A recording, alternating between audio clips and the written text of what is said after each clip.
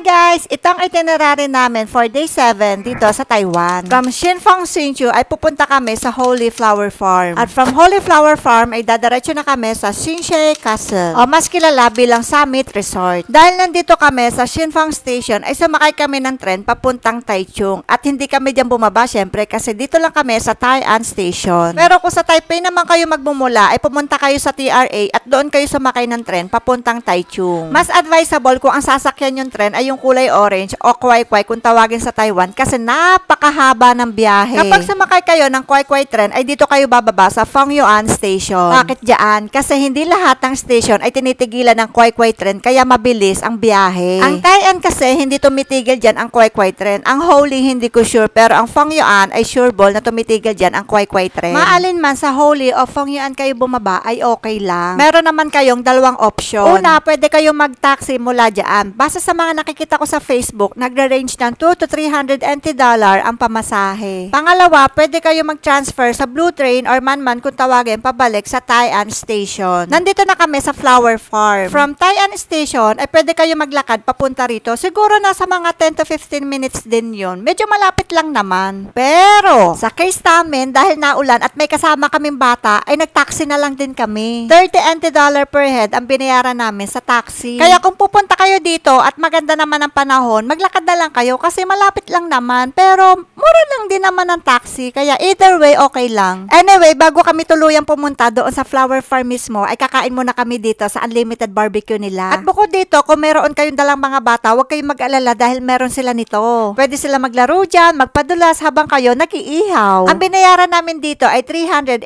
NT dollar kasama na doon ang entrance fee ng mismong Flower Farm. Pero kung ayaw nyo mag-barbecue, pwede naman. Bali, ang babayaran nyo lang ay yung entrance fee ng mismong Flower Farm na 180 NT dollar. Pero sayang naman kung hindi nyo i-avail itong unlimited barbecue nila. Kasi bukod sa barbecue, meron din silang pa-shabu-shabu. Marami kayong pwedeng lutuin o iihaw dito. Meron silang pork, may beef, may chicken, may seafood, at yun nga, hot pot. Tapos may mga gulay-gulay pa at nako, napakadami pang iba. Kaya sulit na sulit talagang ibabayad mo dito. Meanwhile, habang kami ay nagluluto, si Yumi, pinaglaro muna namin dyan sa slide kasama ang kanyang papa. At ginawa pang akyatan ang slide. May hagdan talaga yan. Pag ikaw nadulas, ay nako. Ayun naman pala. Diyan umaakyat sa hagdanan, hindi doon sa slide para hindi ka magsempla. Kaya kung may kasama kayong mga bata, huwag kayong mag-alala at hindi sila maiinip dahil dito. O edi habang nagluluto-luto kayo at kumakain, nag-e-enjoy din ang anak nyo sa paglalaro dito. Medyo nagtagal nga kami dito kasi bukod sa nag-e-enjoy si Yumi sa paglalaro dito, ay napaparami din kami ng kain. Ay, sulit na sulit talaga sa amin. Matapos ang halos 3 oras namin doon sa barbecuehan, ay nandito na kami ngayon sa Flower Farm. Medyo nakakainis nga at nag-uulan talaga. Bago ka pa naman magpa-picture dito, ay puro lupa ang tutungtungan mo. Buti na lang din at medyo matigas ang lupa, kaya hindi ganoong kaputik. Kaya si Yumi, hinayaan na lang namin siya maglakad. Tapos dinala namin siya dito sa mga batang estatwa para picturean.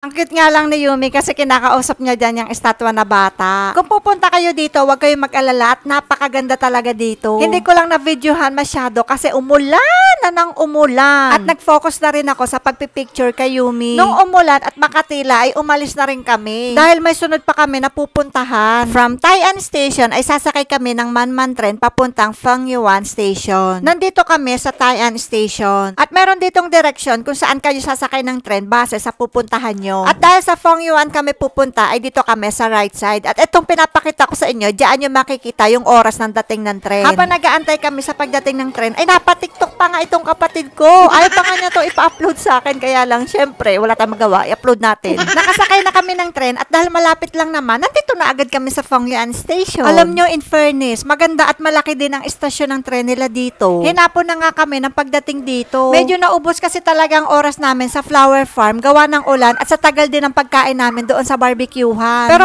okay lang, kaya pa naman. Ang importante, nasulit namin yung barbecue. Ganito ang itsura sa labas ng train station. May mga nakaabang na yellow taxi. Pila yan. Nakaplano kami na magta-taxi na lang kami papuntang Xinxie Castle. Mahirap kasi ang magpalipat-lipat ng sakayan, lalo na't kapos na kami sa oras. Total, 4 naman kami, kaya carry lang. Nandito na kami sa Xinxie Castle o mas kilala din bilang Summit Resort. Bali, ang binayaran namin sa taxi papunta rito ay 650. Medyo mahal talaga pag magta-taxi ka papunta rito. Noong una nga, 800 ang pinipresyo sa amin. Nakipagtawaran lang kami, kaya ayun, nakuha ng 650 250. Anyway, pagdating namin dito, pinakita agad namin kay Yumi yung mga isda. Naglagay kami ng pagkain para magsilabasan sila. Si Yumi nagahay sa mga isda. Tingnan nyo, ang dami oh. Ang entrance fee pala dito ay $250 NT. Tapos binigyan nila kami ng voucher worth $100 NT at pwede namin yung ibili dito sa loob. Meron kasi dito mga coffee shop at may pastries din. Nagsimula na kami maglibot at binigyan rin pala nila kami ng mapa kasi sobrang laki nito. Pumasok kami sandali dito kasi naambon. By the way, isa pala to sa mga store na pwede niyong paggamitan ng voucher. Nung makatila ay lumabas ulit kami para makapaglakad. Kaya lang ang pangit na talaga ng panahon. Kasi maya-maya umambon na naman at hindi na yun tumigil. Kaya hindi na kami masyado nakapag-picture dito ni Yumi. Pero yung mga kasamahan ko,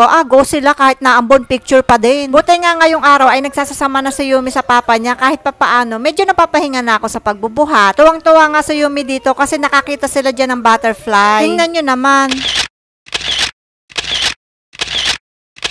O, diba? Tuwang-tuwa ang bata. Ganito ang itsura dito. Alam nyo, sobrang ganda dito. Hindi ko nga alam kung bakit hindi masyado tinatao to. Kasi padalawang punta ko na to dito at halos laging walang tao. Siguro dahil mahirap puntahan. Pero hindi madali lang naman. Kung ano man ang dahilan, alam nyo, worth it ang pagpunta dito. Kasi ito yata ang lugar na masasabi kong babalik-balikan ko talaga. May kamahalan ng pamasahe, oo. Pero kung madami naman kayo, carry lang. Sa pagdating nyo naman dito, ang mura lang ng entrance at ang sarap pa ng kape nila dito. By the way, nakapagkape na pala kami kanina. Nag-add lang kami ng 50 NT para sa kape kasi 'di ba may voucher kami kanina, 150 ang kape nila. Masarap ang kape nila dito at hindi lang kape ang meron sila ha, may other option ka pa. At ang pagkakaalam ko ha, pwede ka magdala ng pagkain dito at pwede ka rin mag-picnic. Meron nga sila mga ganito diyan pwede kayong kumain. Kaya lang kami ay minalas-malas at talagang umuulan. Ako ngayon nababad trip na sa ulan na to kung kailan naman napakaganda ng mga lugar na pinupuntahan namin. Saka pa umuulan. May pagka-European style pala ang lugar na to. Alam niyo yung mga cartoons na Snow White, Little Red Riding Hood, parang ganun yung mga vibe. Hindi na nga namin masyado naikot to kasi bukod sa naulan ay paggabi na rin. Nangihinayang ako para sa mga kasamahan ko kasi ako naman nakapunta na dito gusto ko makita nila kung ano yung ganda na nakita ko nung pumunta ako dito noon. Ganun talaga, hindi nakisama ang panahon pero nagustuhan nila dito. Ang dami nga nilang picture kahit daw naulan ang ganda pa rin. Pag uwi, nagpatawag na lang kami sa reception ng taxi at $600 NT ang binayaran namin hanggang Fengyuan Station na yon. Kaya yung mga nagpaplano pumunta sa Taiwan o yung mga nasa Taiwan na, this is a recommendable place to visit. Kaya, yun lang. Bye!